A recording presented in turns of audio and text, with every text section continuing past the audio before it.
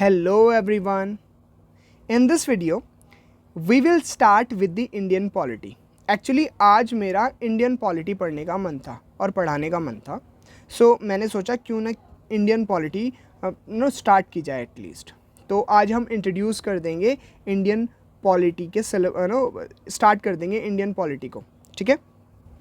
सो जैसा कि हमने प्रीवियसली डिस्कस किया हुआ है इंडियन पॉलिटी के सिलेबस वाली वीडियो में, that we divide the Indian polity syllabus into 5 parts. So जैसा कि हमें पता है how we divide the syllabus, this subject the module is divided into parts, then module is divided into parts, then these are the parts, part 1, part 2, then every part will have sub parts. ठीक है. तो ये इस part के सब parts हैं, सब parts, and then every sub part will have concepts. तो ये कॉन्सेप्ट्स है. तो ऐसे हम कैटेगराइज करते हैं सिलेबस को. ठीक है. और इंडियन पॉलिटी के सिलेबस को मैंने कैसे कैटेगराइज किया हो मैं आपको बताता हूँ. So Indian polity is divided into 5 parts. First part जिसमें हम कॉन्स्टिट्यूशन के बारे में पढ़ेंगे. Second part will be union government. Third part will be state government and local governments. Fourth part will be constitutional and non-constitutional bodies, and a fifth part will be miscellaneous, जिसमें background and some miscellaneous topics जो कि हम वहाँ miscellaneous part में पढ़ते हैं. ठीक है. Now every part will have sub parts. So part number 1 था हमारा constitution, and constitution which is part number 1 have 6 sub parts. सो सब पार्ट नंबर 1 जिसमें हम प्रियम्बल के बारे में पढ़ेंगे. Sub part number 2 union and territories. Sub part number 3 citizenship. Sub part number 4 fundamental right which is FR. DPSPs directive principle of state policies, and FD which is fundamental duties. Sub part number 5 will be features of the Indian constitution, and sub part number 6 will be amendment procedures. तो ये 6 sub parts हैं. Now every sub part will have concepts. तो आप concept देख रहे हैं. सब part number 1 था प्रियम्बल, एंड प्रियम्बल के बस 3 ही कॉन्सेप्ट्स हैं. छोटा सा ही सब पार्ट है और इसके 3 कॉन्सेप्ट्स हैं. कॉन्सेप्ट नंबर 1 जिसमें हम introduction, then concept number 2 will be text of the preamble, and concept number 3 preamble and supreme court. तो बहुत सारे केसेस हुए हैं जिसमें सुप्रीम कोर्ट ने अपने डिफरेंट वर्डिक्ट दिए हैं, उनके बारे में हम पढ़ेंगे. Even there was a tussle between the Supreme Court and the union government, और पार्लियामेंट के बीच में एक टसल चलती है related to interpretation of the preamble, कि preamble is a part of constitution और नॉट. तो उसमें सुप्रीम कोर्ट फिर फाइनली वर्डिक्ट देता that the preamble is the integral part of Indian constitution. ठीक है. तो हम इसको कंप्लीट पढ़ेंगे और उन केस लॉज को भी पढ़ेंगे, उन केसेस के बारे में भी पढ़ेंगे. केशवानंद भारती केस, पहले बेरुबारी केस आता है, then Kesavananda Bharati case, and then LIC case and all. ठीक है. तो उन केसेस के बारे में हम आगे पढ़ेंगे and you will enjoy it thoroughly. ठीक है. सो स्टार्ट करते हैं. सो जब हम बात करते हैं प्रियम्बल की, तो American constitution was the first to have preamble. तो American constitution which is the first written constitution, उसमें प्रियम्बल नाम की चीज़ पाई जाती है. तो वो अमेरिकन कॉन्स्टिट्यूशन था जिसमें preamble first it was the first time, जबकि प्रियम्बल किसी कॉन्स्टिट्यूशन में इंट्रोड्यूस किया गया था. It was the American constitution. Indian constitution की अगर हम बात करें और अगर लेजिस्लेटिव हिस्ट्री में जाएं हमारे इंडियन कॉन्स्टिट्यूशन के, सो सबसे पहले जो प्रियम्बल हमें दिखता है वो दिखता है गवर्नमेंट ऑफ इंडिया एक्ट 1919 में. So it was the government of India act 1919 which is also known as Montagu-Chelmsford Reform had first time the term and even this preamble in it. But the government of India Act 1935 इसमें preamble नहीं था. And you know this government of India act 1935, इसका एक बहुत बड़ा part जब हमने 1949 में अपना कॉन्स्टिट्यूशन इनेक्ट किया, तो जब हमने अपना कॉन्स्टिट्यूशन बनाना शुरू किया, सो एक्ट ये 1935 का जो गवर्नमेंट ऑफ इंडिया एक्ट था, इसका बहुत बड़ा पार्ट हमने अपने 1949 वाले कॉन्स्टिट्यूशन में, जो एक्चुअल हमारा कॉन्स्टिट्यूशन हमने खुद से बनाया, उसमें लिया. बट इस 1935 the government of India act 1935 वाले एक्ट में प्रियम्बल नाम की चीज़ नहीं थी. तो आपको ये इंफॉर्मेशन याद रखनी है that in the legislative history of India for the first time the Government of India Act 1919, which is also known as Montagu-Chelmsford Reform, had a separate preamble. However, Government of India Act 1935 had no preamble. तो 1935 वाले act में preamble नाम की चीज़ नहीं थी, preamble नहीं था, but 1919 which is Montagu-Chelmsford Reform उसमें preamble था. This information is very important. आपको एग्जामिनर, यूपीएससी एग्जामिनर कंफ्यूज करने के लिए क्वेश्चन बना सकता है कि 1935 वाले एक्ट में प्रियम्बल था, बट 1935 वाले एक्ट में प्रियम्बल नहीं था. गवर्नमेंट ऑफ इंडिया एक्ट 1919 वाले एक्ट में प्रियम्बल था. सो ये इन्फॉर्मेशन आपको याद होनी चाहिए, कंफ्यूज नहीं होना इसमें. नाउ आपके दिमाग में आ रहा होगा कि व्हाट इज द प्रियम्बल, और क्यों, मतलब इतना प्रियम्बल पे इतना फोकस क्यों हम कर रहे हैं, व्हाट इज इट एक्चुअली, है ना. तो एक्चुअली जैसे हम अपने आप को अगर इंट्रोड्यूस करते हैं तो वो हम इंट्रोड्यूस करते हैं बाय आवर नेम, है ना. तो actually the preamble is the ID card है. Preamble is the ID card of our constitution. It is the mind, it reflects the mind of our constitution makers. तो हमारे four father जिन्होंने constitution को बनाया, वो प्रियम्बल उनको reflect करता है, उनके माइंडसेट को रिफ्लेक्ट करता है. So preamble contains the real objectives and philosophy of the constitutional makers. वो क्या philosophy लेके चल रहे थे while they were making constitution, उनकी philosophy क्या थी वो reflect करता है by the preamble. So the mind of the makers of the constitution is reflected in the preamble. तो वो reflect करता है, preamble reflects the mindset of our constitution makers. This line is important. Even आप ये mains में भी कहीं coat कर सकते हैं, ठीक है, अगर प्रियम्बल से रिलेटेड कोई क्वेश्चन आता है. So you can coat this line also. Okay, so preamble contains the summary और एसेंस ऑफ द कॉन्स्टिट्यूशन. अगर आप कॉन्स्टिट्यूशन को नहीं पढ़ते हैं और अगर केवल आप प्रियम्बल को पढ़ते हैं, सो आपको एसेंस हमारे कॉन्स्टिट्यूशन का, इंडियन कॉन्स्टिट्यूशन का एसेंस पता चल जाएगा. That actually what actually is this constitution is made for, है ना. तो अगर आप प्रियम्बल पढ़ेंगे तो आपको एक्चुअली क्रक्स पता चल जाएगा कि कॉन्स्टिट्यूशन बनाया किस लिए गया है, क्या ऑब्जेक्टिव्स हैं कॉन्स्टिट्यूशन के. एक्चुअली जब 1949 में हमने कॉन्स्टिट्यूशन इनेक्ट किया तो उस टाइम पे प्रियम्बल नाम की कोई चीज़ नहीं थी उसमें. जब पंडित जवाहरलाल नेहरू ने एक चीज़ इंट्रोड्यूस की थी विच इज़ ऑब्जेक्टिव रेजोल्यूशन. तो इसी ऑब्जेक्टिव रेजोल्यूशन को बाद में हमने क्या नाम दिया, प्रियम्बल. ठीक है. सो प्रियम्बल नाम की चीज़ उन्होंने इंट्रोड्यूस नहीं की थी. उन्होंने क्या इंट्रोड्यूस किया था, it was the objective resolution, और बाद में इसी ऑब्जेक्टिव रेजोल्यूशन को हमने प्रियम्बल नाम दिया था. ठीक है. So it refers to the introduction और प्रीफेस ऑफ द कॉन्स्टिट्यूशन. तो ये इंट्रोडक्शन है हमारे कॉन्स्टिट्यूशन का. प्रियम्बल क्या है, it is the introduction of our constitution. ठीक है ना. बहुत सारे स्कॉलर्स ने बहुत सारी बातें की हैं हमारे प्रियम्बल के बारे में स्पेशली.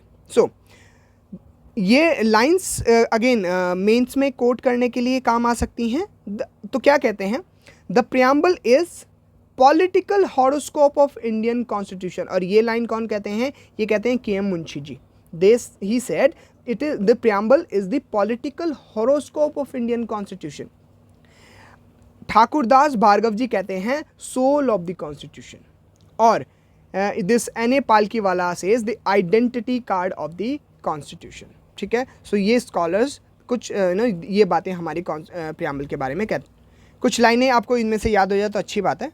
कभी अगर मेंस में प्रियम्बल के बारे में कोई क्वेश्चन आता है, so you can coat these lines, है ना. और ऐसे ही हम इंफॉर्मेशन कलेक्ट करते हैं मेंस के लिए. So these lines are important. Now Indian constitution को कैसे हेल्प करता है preamble. Every part of our constitution help the constitution in itself, है ना. ये हमें गाइड करता है. So preamble is guiding our constitution making process. Preamble जो कि ऑब्जेक्टिव रेजोल्यूशन भी है, ये जब हम कॉन्स्टिट्यूशन को बना रहे थे और आज भी जब हम कोई अमेंडमेंट कॉन्स्टिट्यूशन में करते हैं, सो इट गाइड्स अस. तो ये हमें गाइड करता है है ना. सो it is playing a very important part of guidance. जब हम अमेंडमेंट करते हैं कॉन्स्टिट्यूशन में तो तब भी preamble plays a very important part. It forms the basis of the Indian political system. ठीक है. तो जैसा कि मैंने पहले बताया, the preamble to the Indian constitution is based on the objective resolution जो कि ड्राफ्ट की थी और मूव की थी by the Pandit Jawaharlal Nehru in the 13 December 1946 को, और उन्होंने इसको अडॉप्ट किया था in the constitution assembly on 22 जन 1947 में. ठीक है. सो प्रियम्बल एक्चुअली ये ऑब्जेक्टिव रेजोल्यूशन ही है जिसको आज हम प्रियम्बल बोलते हैं. दो प्रियम्बल इज गाइडिंग अस. जब हम कोई अमेंडमेंट करते हैं, ये कॉन्स्टिट्यूशन मेकिंग प्रोसेस में इसने गाइड किया हमें. बट प्रियम्बल जो है ना तो कोई इसका कोई सोर्स ऑफ पावर नहीं है. मतलब अगर प्रियम्बल में जो चीज़ें लिखी हुई हैं, मतलब मेरा कहने का मतलब ये है कि प्रियम्बल अकेले में कोई सोर्स ऑफ पावर नहीं है. अगर मैं बाकी कॉन्स्टिट्यूशन को अलग कर दूं और केवल प्रियम्बल को देखूं, then preamble is not a source of power. ये किसी को पावर का सोर्स नहीं है, किसी को पावर नहीं देता है.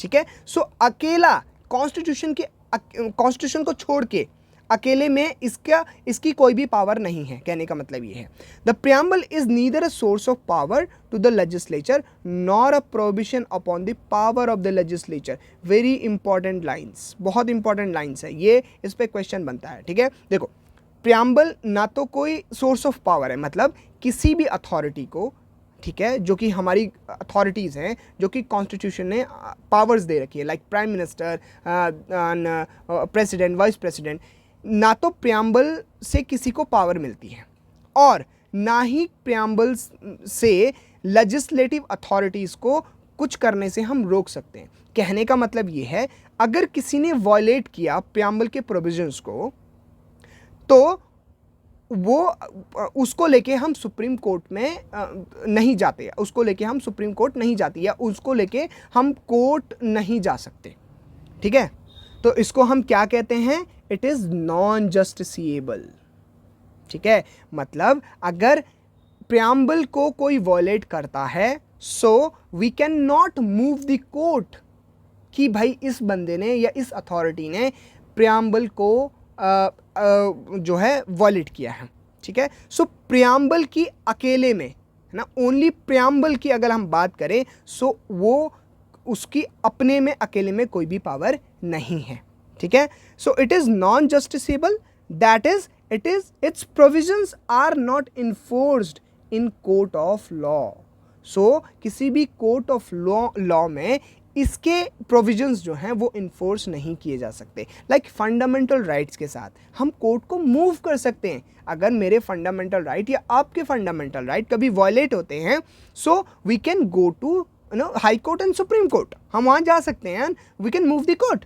बट अगर जो प्रोविजंस दिए हुए हैं प्रियम्बल में वो कभी वॉयलेट होते हैं, कोई अथॉरिटी इनको वॉयलेट करती है, so we can not move the court. So this is what the preamble is neither a source of power on the legislature nor a provisions nor a prohibition. ना वो रोकती है, कोई भी ऐसी कोई भी ना तो रोकने वाली पावर है इनकी, और ना ही कोई पावर किसी भी लेजिस्लेटिव अथॉरिटी को ये पावर देती है कुछ भी करने की. ठीक है.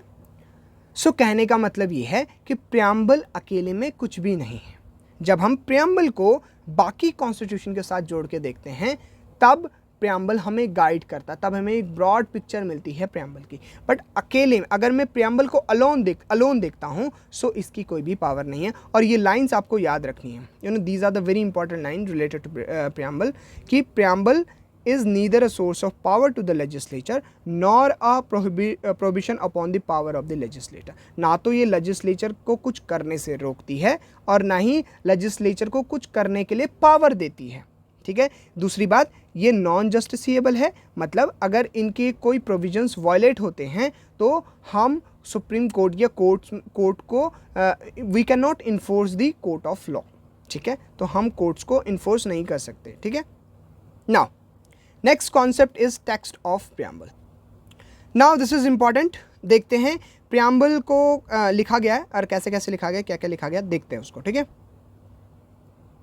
Okay, so preamble says we the people of India.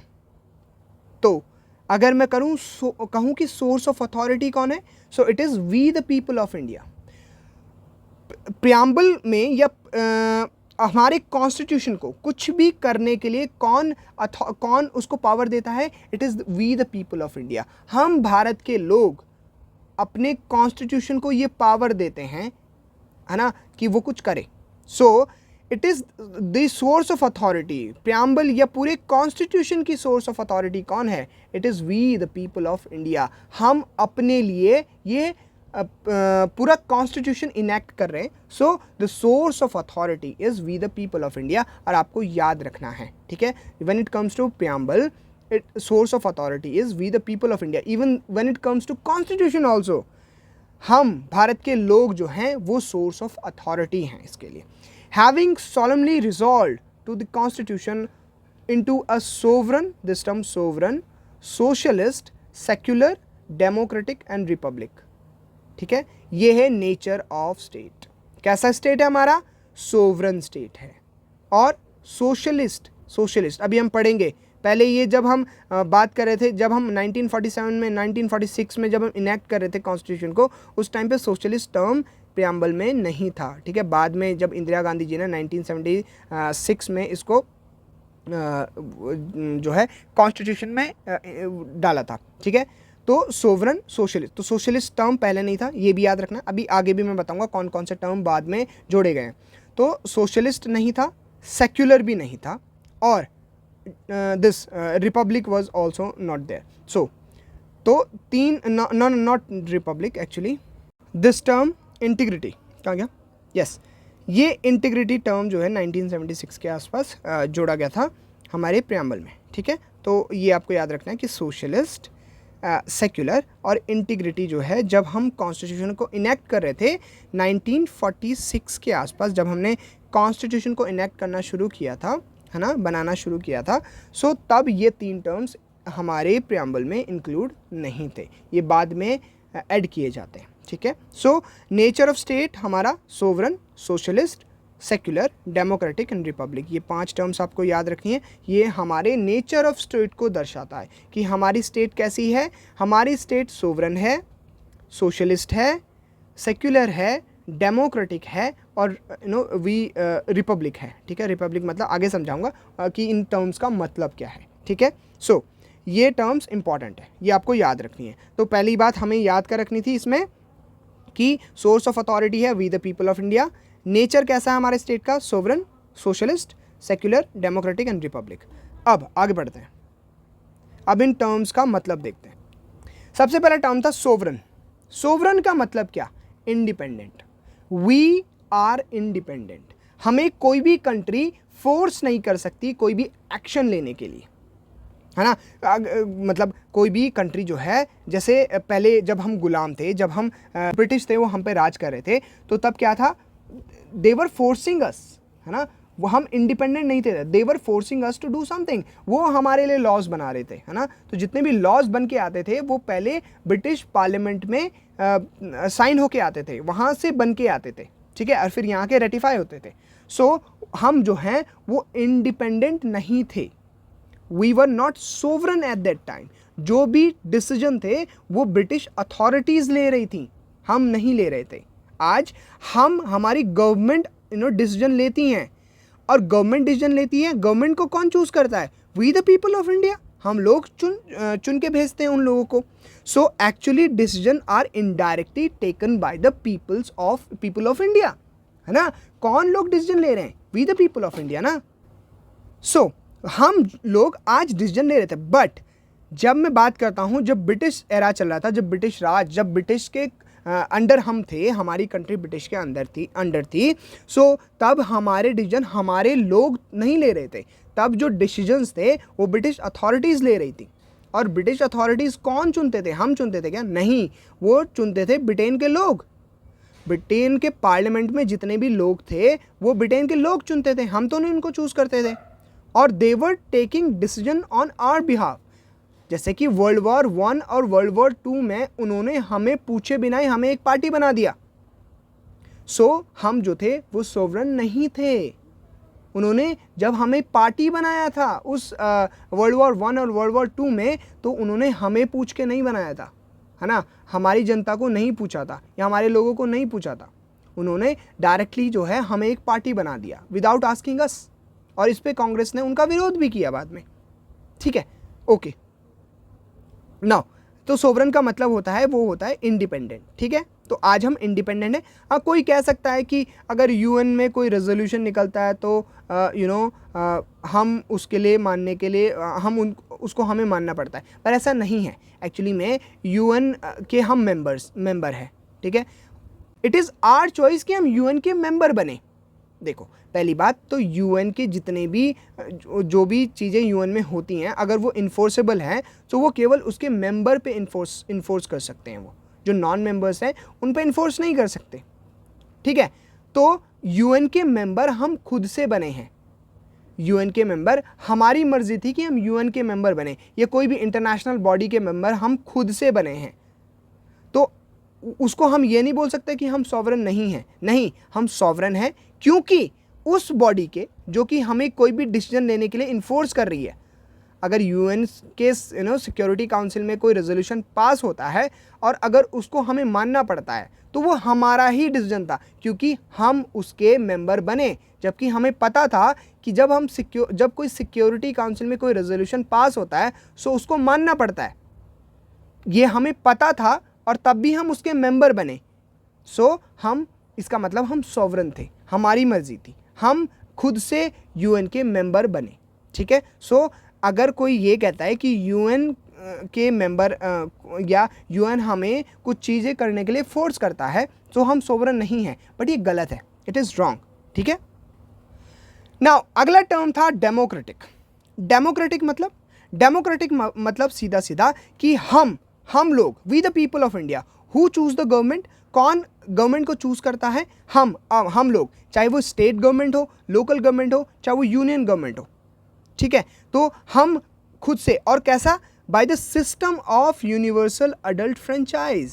ठीक है, तो we the people, we are choosing our representatives, हम अपनी गवर्नमेंट को चूज कर रहे हैं। तो डेमोक्रेटिक का मतलब the people of India elect their governments at all level, सारी लेवल पे, चाहे वो यूनियन लेवल पे हो, चाहे स्टेट लेवल पे हो, चाहे लोकल लेवल पे हो, by system of universal adult franchise.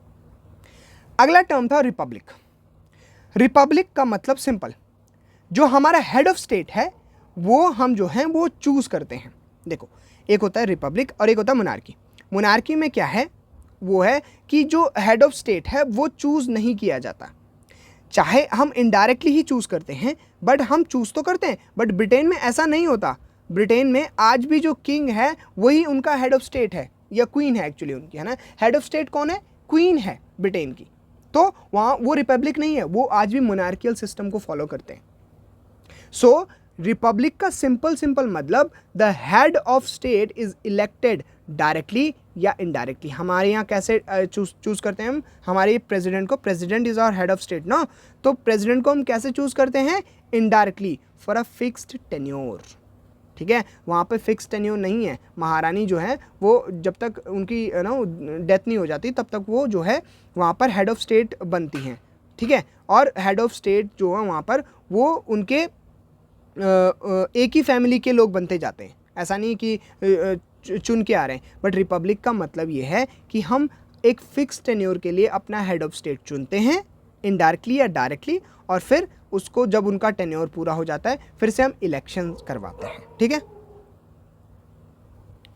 अगला जो टर्म है वो है सोशलिस्ट। सोशलिस्ट मतलब सोशल एंड इकोनॉमिक इक्वालिटी। देखो, एक सोशलिस्ट है वेस्टर्न सोशलिस्ट और एक सोशलिस्ट है इंडियन सोशलिस्ट, है ना। और दोनों सोशलिज्म जो है वो डिफरेंट है। ठीक है, और इस पे हम आगे आने वाली क्लासेस में इसको हम डिस्कस भी करेंगे that how they are different. For now we are discussing preamble. तो प्रियम्बल में एक टर्म है socialist, means social and economic equality. Socialist का सिंपल मतलब कि सोशल इक्वालिटी भी हो और इकोनॉमिक इक्वालिटी भी हो। This term relate to this only होगी। ठीक है, जब हम बात करते हैं सोशल इक्वालिटी की, तो सोशल इक्वालिटी का मतलब क्या, कि सोशल इक्वालिटी का मतलब कि डिस्क्रिमिनेशन नहीं होना चाहिए, चाहे वो कास्ट के बेसिस पे हो, colour, creed, sex, religion, language, ये टर्म आपको याद रखनी है। सोशल इक्वालिटी का मतलब in context means the absence of discrimination on caste, तो कास्ट एक, then colour, creed, sex, religion and language, मतलब discrimination can be done on the basis of reason, है ना। तो ये किन किन के बेसिस पे डिस्क्रिमिनेशन नहीं होना चाहिए, सोशल इक्वालिटी का मतलब कास्ट के बेसिस पे डिस्क्रिमिनेशन आप नहीं कर सकते, कलर के बेसिस पे आप डिस्क्रिमिनेशन नहीं कर सकते, 2 क्रीड के बेस पे आप डिस्क्रिमिनेशन नहीं कर सकते, 3 सेक्स के बेस पे आप डिस्क्रिमिनेशन नहीं कर सकते, 4 रिलीजन के बेसिस पे आप डिस्क्रिमिनेशन नहीं कर सकते, 5 एंड लैंग्वेज के बेसिस पे आप डिस्क्रिमिनेशन नहीं कर सकते। सो जब हम बात करते हैं सोशल इक्वालिटी की, तो इन 6 दीज आर द 6 क्राइटेरियाज जिनके बेसिस पे आप डिस्क्रिमिनेशन नहीं कर सकते, मतलब बाकी के बेसिस पे डिस्क्रिमिनेशन कर सकते हैं। फॉर एग्जाम्पल रीजन के बेसिस पे डिस्क्रिमिनेशन हो सकता है when it comes to social equality, है ना, और बहुत सारे बेसिस पे डिस्क्रिमिनेशन आप कर सकते हैं, बट दी 6 बेसिस पे आप डिस्क्रिमिनेशन नहीं कर सकते हैं। आपको याद रखनी है सोशल डिस्क्रिमिनेशन मतलब सोशल इक्वालिटी मतलब कि caste, colour, creed, sex, religion and language के बेसिस पे आपको डिस्क्रिमिनेशन नहीं करना है, ठीक है। दूसरा, इकोनॉमिक इक्वालिटी का मतलब क्या, economic equality in this context means that the government will endeavor to make the distribution of wealth more equal and provide a decent standard of living for all.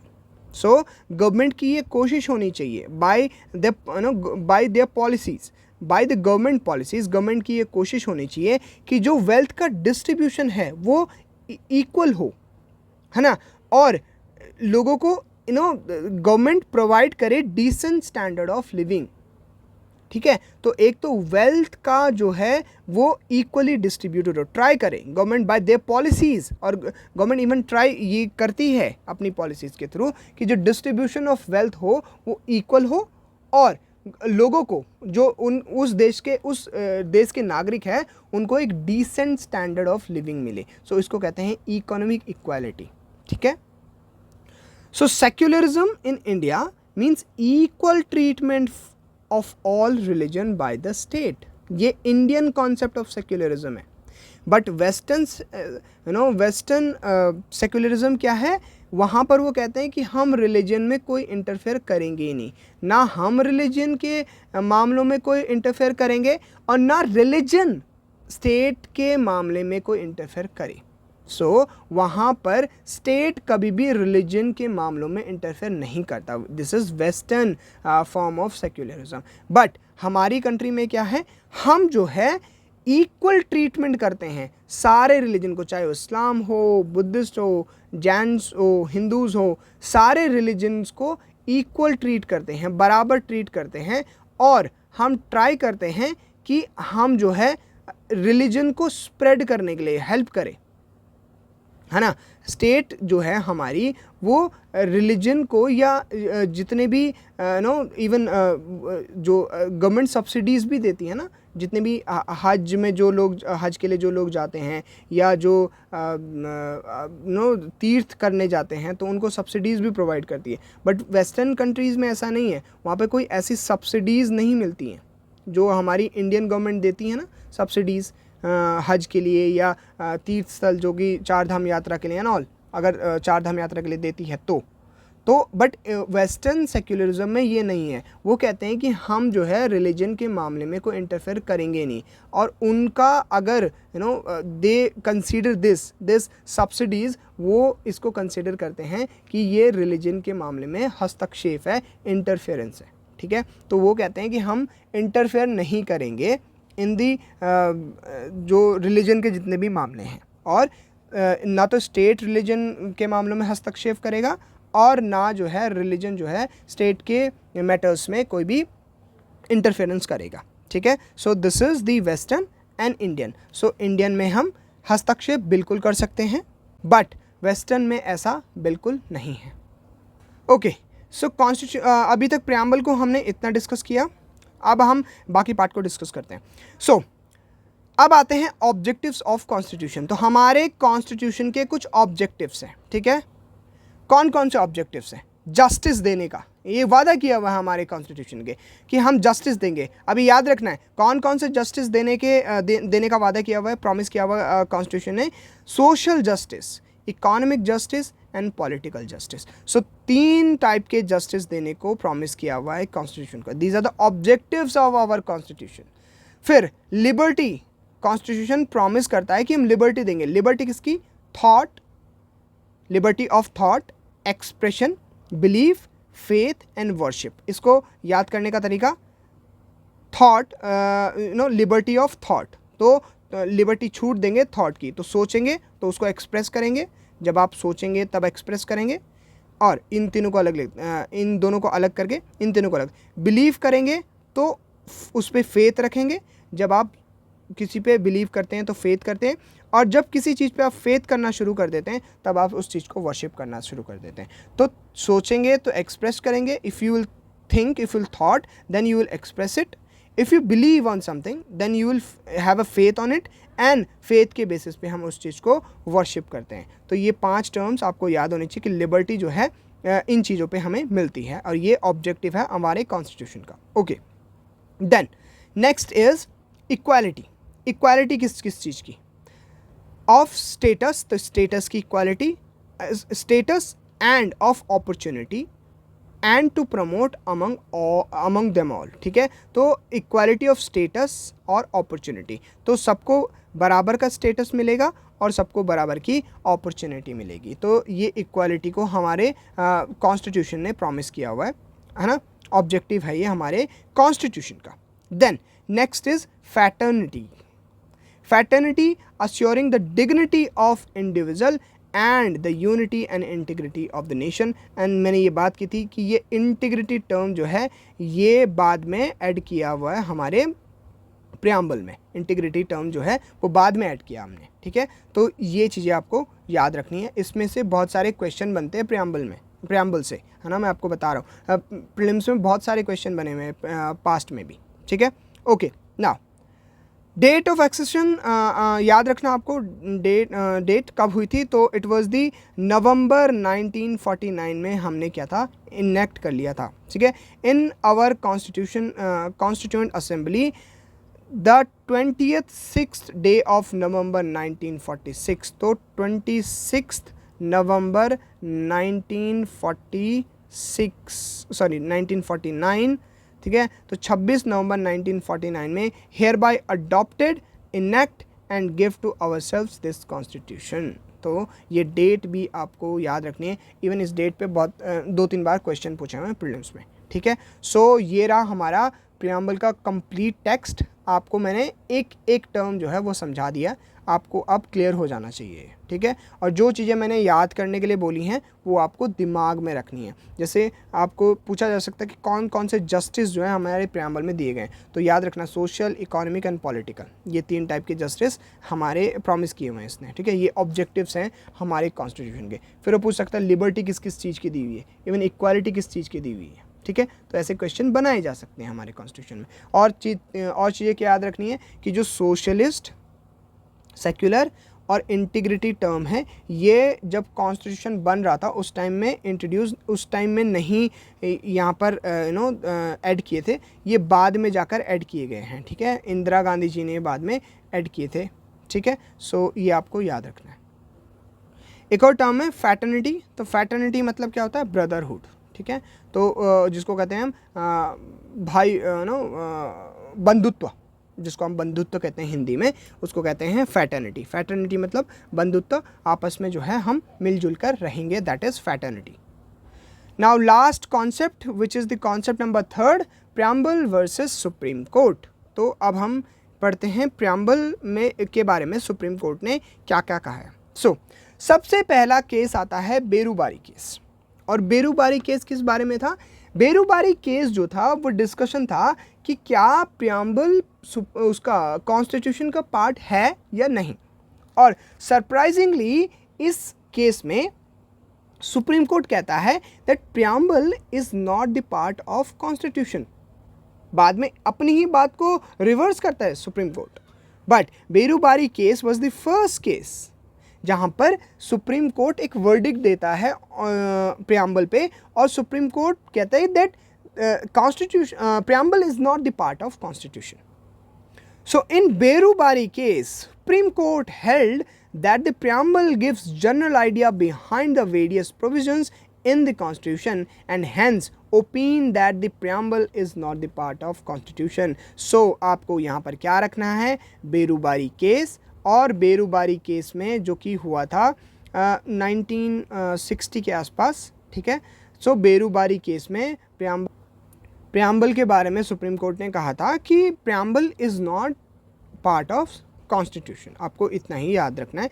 और इसको अगेन जब mains में इस पे अगर प्रियम्बल पे कोई question आता है तो ये बेरुबारी केस भी वहाँ पर हम लिख सकते हैं इसके बारे में, ठीक है।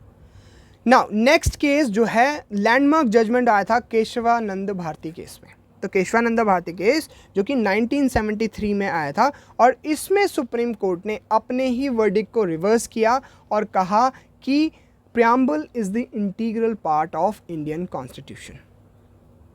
सो Kesavananda Bharati case first time था जो कि it was the first time जब कि क्वेश्चन उठे थे प्रियम्बल पे कि क्या प्रियम्बल को अमेंड किया जा सकता है या नहीं। सो इसमें Kesavananda Bharati case of 1973, the question as to whether the preamble can be amended under article 368 of the constitution arose for the first time, और Supreme Court held that the preamble is a part of constitution.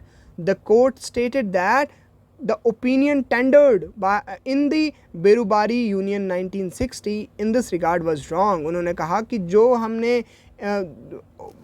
Opinion दिया था, जो हमने verdict दिया था 1960 में, that the preamble is not the part of constitution, वो गलत था, and held that the preamble can be amended, कि प्रियम्बल को हम अमेंड कर सकते हैं subject to the condition that no amendment is done to the basic features. This was the case जब हमने बेसिक फीचर के बारे में बात की थी, जब सुप्रीम कोर्ट ने बात की थी कि आप कॉन्स्टिट्यूशन में कुछ भी अमेंड कर सकते हैं। आप मतलब the parliament can amend in the constitution, can amend the constitution, but आपको बेसिक फीचर्स का ध्यान रखना होगा। You can not amend the basic features of constitution. और ये डिसाइड कौन करेगा कि क्या बेसिक फीचर है या नहीं, ये टाइम टू टाइम जो है सुप्रीम कोर्ट डिसाइड करेगा। ऐसा 1973 में केशवानंदा भारती केस के अंदर सुप्रीम कोर्ट ने ऐसा वर्डिक्ट दिया कि आप बेसिक स्ट्रक्चर को नहीं वॉलेट कर सकते। और बेसिक स्ट्रक्चर को डिसाइड कौन करेगी, कौन सी अथॉरिटी डिसाइड करेगी। सो सुप्रीम कोर्ट ने कहा कि हम ही हैं जो आपको बताएंगे कि ये जो है बेसिक स्ट्रक्चर के अंदर आता है और ये जो है बेसिक स्ट्रक्चर के अंदर नहीं आता, ठीक है। तो चित भी मेरी और पट भी मेरी, ऐसा सुप्रीम कोर्ट ने 1973 में वर्डिक्ट दिया था। In the LIC case, Indian case of 1995, also supreme court जो है again held that the preamble is a integral part of the constitution. तो अगला केस जो था LIC केस था, उसमें भी सुप्रीम कोर्ट ने कहा that the preamble is the integral part of the constitution, और आप जो है इसको अमेंड कर सकते हो, और उसके बाद प्रियम्बल पे कोई भी क्वेश्चन नहीं उठा है उसके बाद से, ठीक है, ओके। फिर उसके बाद कॉन्स्टिट्यूशन असेंबली में भी एक मोशन लाया गया, और जिसमें ये पास कर दिया that the preamble is the integral part of the constitution. और उसके बाद करंट ओपिनियन हमारा यही है।